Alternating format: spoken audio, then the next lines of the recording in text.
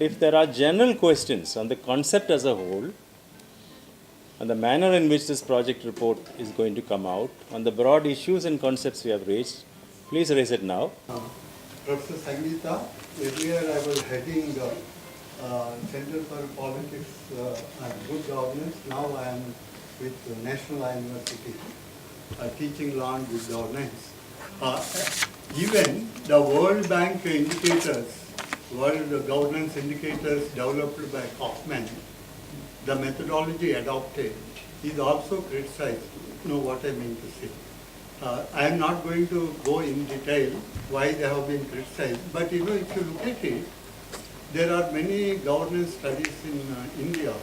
You have mentioned the department, the Center for Good Governance, they have developed the framework. Their main emphasis is only processes indicators.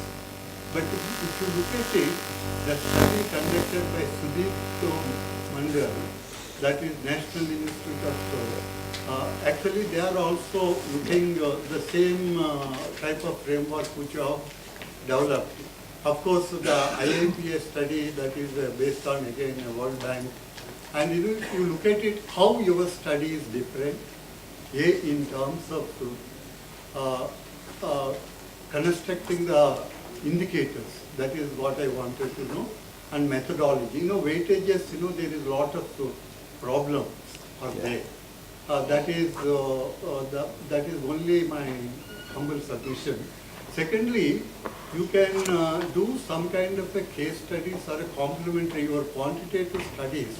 A big survey can be complemented with some kind of a case studies or some kind of qualitative studies to justify or not to justify your data based on the secondary sources. And if you modify your indicators according to the how efficiently the state is utilizing their money on different aspects, that is first point. And second thing, I am not contesting your weightage part.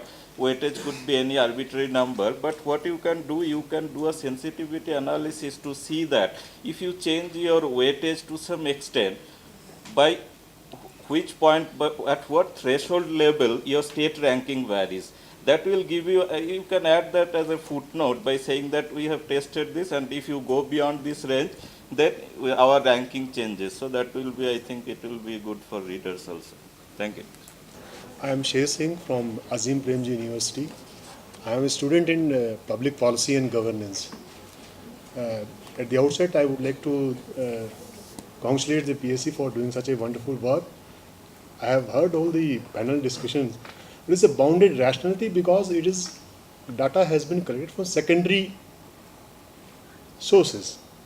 So most of the indicators or where the people have talked about issues of some indicator to be included, like one for water. No, that indicator, Dr. Matthew has already said, it cannot be collected. So that is my first observation. Second observation is that perception to Dr. Bhattacharya's reaction, I would, though it has already been addressed, that media, based on their own interest and pecuniary benefits, what kind of ideology they follow and what is going to earn them money, they're going to report that kind of a system. And certain times it does produce a different kind of impressions. Third point is the professor's point that the marginalized community. This, if you say percentage of marginalized communities, 85%. That is 30% ST/SC, 35% OBCs, and 15% Muslims. It is 85%. So majority of people are not getting that kind of education. It is only minority who is getting Kendriya Vidyalayas and all those things, or Jawaharlal Nehru Navodaya Vidyalayas. But there has been, what is we required to do? We require to update that mechanism, but that mechanism not being captured in our own secondary data. This debate is supposed to start at 10 o'clock, but it started 10:26. We have a problem with time inconsistency, right from independence. So there is a relation between governance and the time inconsistency. How you look into this there? So meeting started very much before 10 o'clock.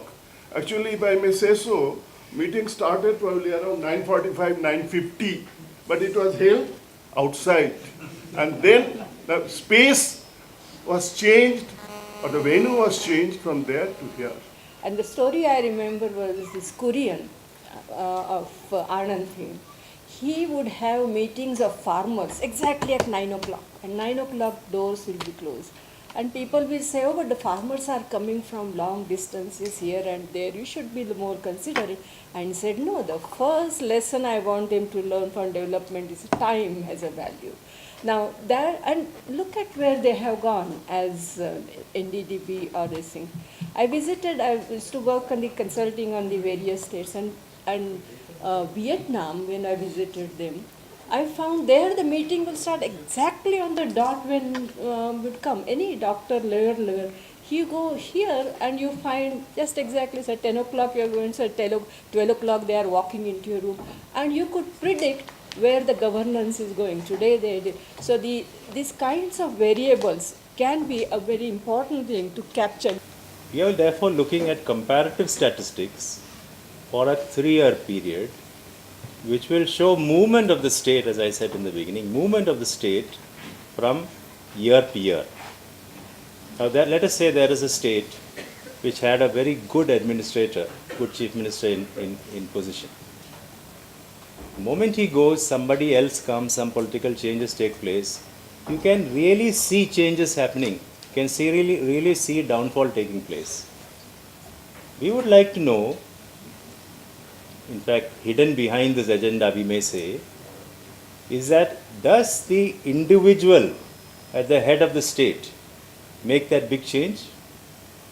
Or is it the institutions themselves, irrespective of the leader? Chief ministers come and go, but institutions are there. So when you say time inconsistency, I have not really understood the question, because we are looking again only a 3-year period. We are trying to see whether it is the institution that remains solid and not the individual. If you have a state which is dependent on an individual, then that state is in big trouble. That leader is good who leaves behind institutions which will keep growing as time passes. There's a question, about Gujarat, they say, when Modi has gone, what will happen? So, time is relevant only to that extent that you are looking at data for a 3-year period, but it is irrelevant beyond that. We want to see whether the institution is there, or it's an individual, or systemic improvements are taking place, and the movement of the state is upwards, not downwards. My name is Raj Kiran. I work for an IT MNC, and I'm here because of my keen interest in politics and governance. One of the things I know is that numbers don't lie. Right? So some of the points that were brought up were based on the gap between what reality is, or perceived reality is, and what our data is telling us. Now, the way to refine that is what Babu Matthew Sir said, increase more indicators and see why data is not reflecting the actual reality on the ground. Right? The other points Dr. Nirmala Murthy made was that it is criminal not to use data, and the media only reports about what is sensational and the aberrations. They won't report the rule. Now, I work for this company, and I deal with a lot of corporates. And one of the main things that we notice nowadays with the advent of big data and analytics is that only 12% of the data that's generated by companies is actually used. Now, that's with the companies that have refined processes and methodologies to do things. So in government and governance, it is probably a far lower number. So the availability of data and numbers is one aspect of it, but that I think is an evolving model. So I congratulate the team that has come out with this data evolution model to actually arrive at governance performance of the governments. Now, the only other point I want to make is that someone mentioned that absolute numbers should be looked at and not trends or what was called movement, right? I think movement is the biggest indicator because any government should be judged on what the previous state was. So the 3-year movement that you've incorporated is actually perfect, and how it is moving, rather than what the major indicators are. Kerala, for example, is at a saturated stage in a lot of these indicators. But that doesn't indicate too much of the government. Any government going there will do good for Kerala. So absolute numbers don't matter as much as the percentage movement and improvement on these indicators matter. Thank you very much. By and large, what you said is correct. But if you find that a state has reached, as you say, saturation point in terms of literacy, let us say.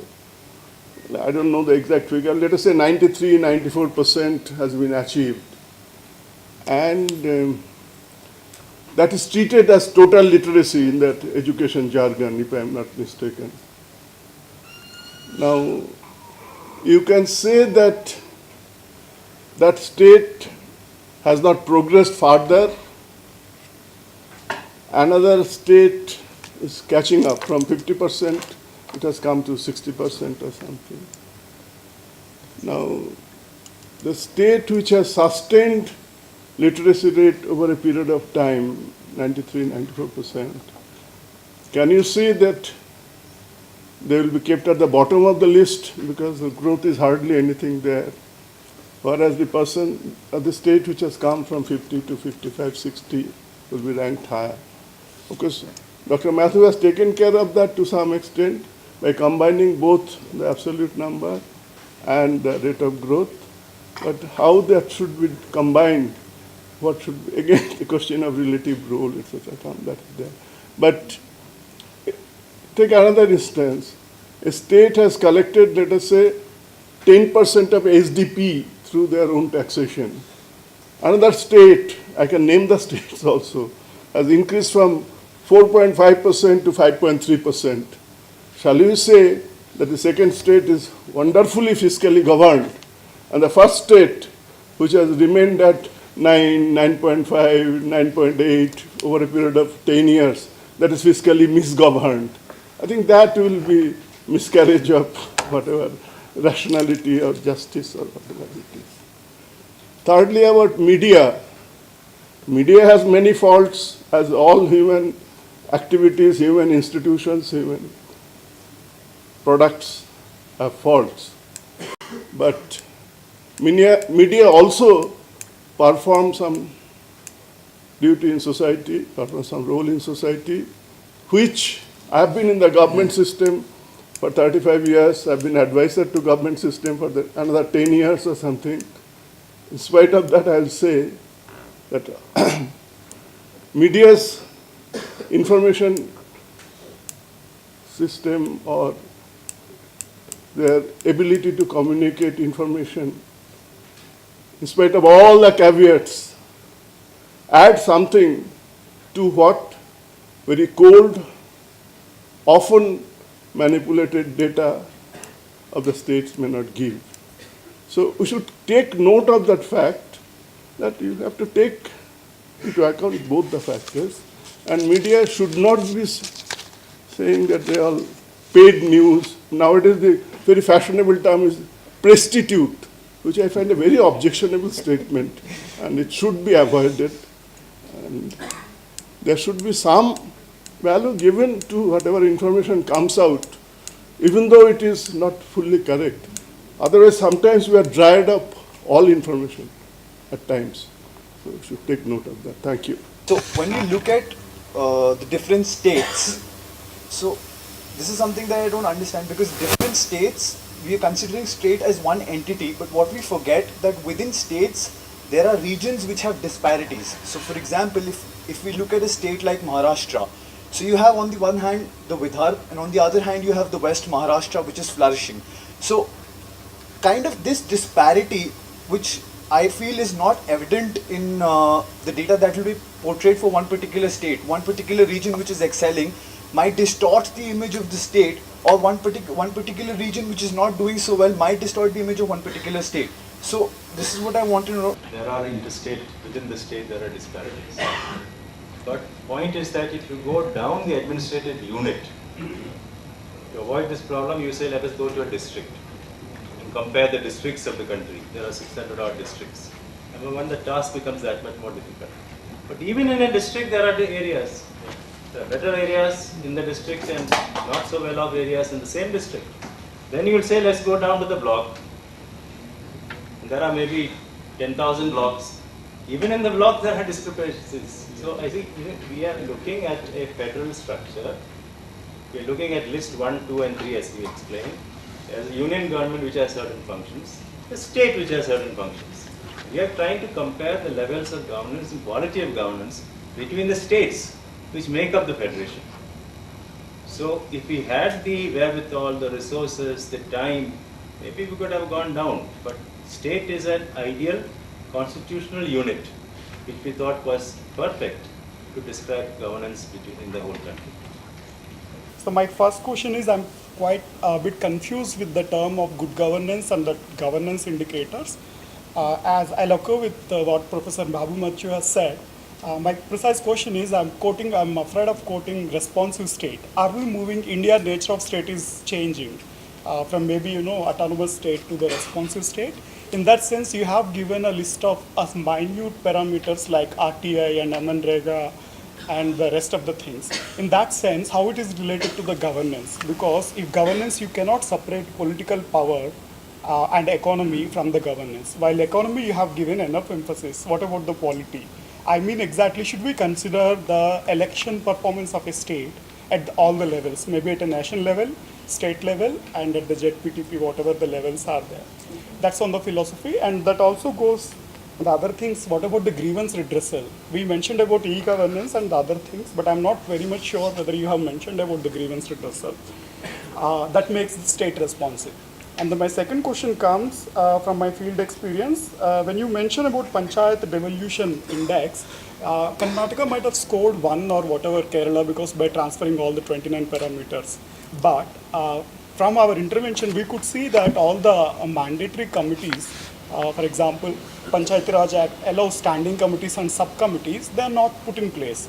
The JP office himself, he says that out of 156 panchayats, there are only 30 panchayats you might have seen, you might get on paper their existence. So how does that kind of root question is addressed? And the third question is most important, I consider is the capacity building. While you mentioned capacity building only for judiciary, the vacancy and the kind of things for High Court, what about the bureaucracy? I think maybe we should look back to Max Weber or somebody, or maybe the other fields also wherever. Do we have sufficient capacity? Have we filled the vacancy gaps? Such kind of questions I felt I missed in this report. Thank you. So I have the indicators, and I'm actually surprised why there's no indicator on CO2 emissions. So is it that we are saying that the state is not responsible for it, or state does not have any wherewithal to take care of CO2 emissions? My second question is related to what Murthy ma'am was talking about, that there are dynamic correlations between some of the variables which falls within the environment realm and the, let's say, infrastructure realm. For example, let's say if a state has to have a thermal power station in a particular, within the city premises, then my power access increases in the infrastructure section in the theme. But then my CO2 emissions, SO2 emissions, NO2 emissions in my particular state goes down. So I understand it's not a system model that you guys are working on right now, PSC is working on, but then how do we incorporate such kind of things? One idea, it's just a random idea that is coming to my mind, is can't we have a more integrated sort of a indices, let's call it sustainable development sort of, and we have certain indicators which would talk about the way power access is planned to be increased in a particular state, something of that sort. We were in doubt as to how this is captured in data. Data for the state, averagized. How do you do that? You have pollution in a city. Let us say Maharashtra, you have pollution there. And how are you arriving at a figure for the state? Are you averaging the pollution in different municipal headquarters, urban areas, and then averaging it out? We were not sure. But we decided not to go into this question because the Central Pollution Board is keeping the data on a permanent basis in the public domain and giving one figure for the state. We know there will be questions, we know there will be doubts, we know there will be problems season to season. Winter may have a different figure, summer will have a different figure. But deliberately we have not gone into this question because then we would have gone off on a tangent, would not have been able to arrive at any result. Question you have raised, whether a power plant in an urban area is going to create implications for other indicators, certainly it will be there. That is why our final findings report is a mix of 67 indicators. If there is some aberration in one or two, it will be leveled out in 3 and 4. The reason for having, I am just referring to your point, 2 points. One is having more and more indicators. One is having representative indicators to depict the real position. Somewhere we will have to take a stand in between these two extremes. You could always say GDP, that's it. Forget about everything else. GDP is the final indicator. You could have taken that stand. But no.